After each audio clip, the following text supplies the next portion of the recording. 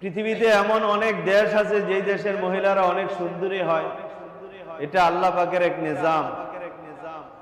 তো ওই সুন্দরী সুন্দরী মহিলারাও হজ করতে আসেন। অনেক হাজি ভাইরা আছে হজ করতে যায়, ওই জায়গায় চোখের হেফাজত করে না, চোখ দিয়ে নারীদের দিকে তাকিয়ে থাকে। আপনি হজ করতে গেলেন, গুনায় লিপ্ত রইলেন।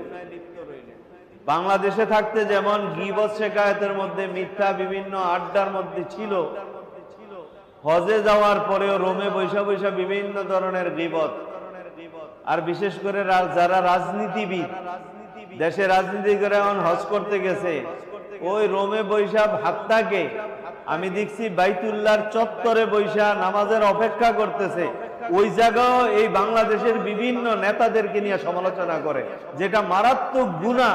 ওই জায়গায় একটা সওয়াব করলে যেমন 1 লক্ষ সওয়াবের সওয়াব লেখা হয়, একটা গুনাহ করলে 1 লক্ষ গুনাহ আপনার আমলনামায় লেখা হয়। নাউজুবিল্লাহ। ওইখানে বৈশা বৈশাও গীবত করে, ওইখানে বৈশা বৈশাও গীবত করে, হোটেলের মধ্যে বৈশা বৈশা গীবত শিকায়াত, বিভিন্ন ধরনের আড্ডা বেহুদা কথার মধ্যে লিপ্ত থাকে।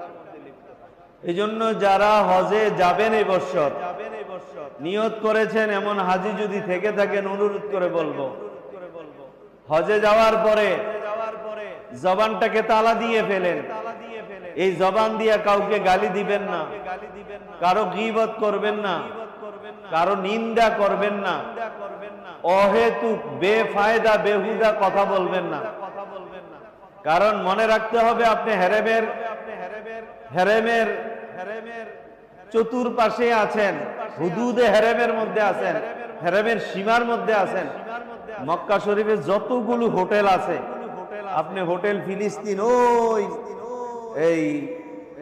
ওই দিক দিয়া কুবরি পর্যন্ত, অর্থাৎ 10 কিলোমিটারের ভিতরে আপনি যেখানেই থাকেন হুদুদে হেরেমের মধ্যে আছে। আপনি এর ভিতরে যদি একবার সুবহানাল্লাহ বলেন, 1 লক্ষ বার সুবহানাল্লাহ বলার সমপরিমাণ সওয়াব আপনার আমলনামায় হবে। আর আপনি এই ঘুরা ঘুরা খালি দোষ কইলেন, গীবত করলেন, বেহুদা কথা বললেন, এক একটার জন্য 1 লক্ষ গুনাহ আমলনামায় জমা। এই জন্য হাজী সাহেবান হজে যাওয়া 6 লক্ষ 5 লক্ষ টাকা খরচ করে, এটা তো টাকা জমাইছেন, টাকা জমা দিয়ে দিয়েছেন, চলে গেলেন।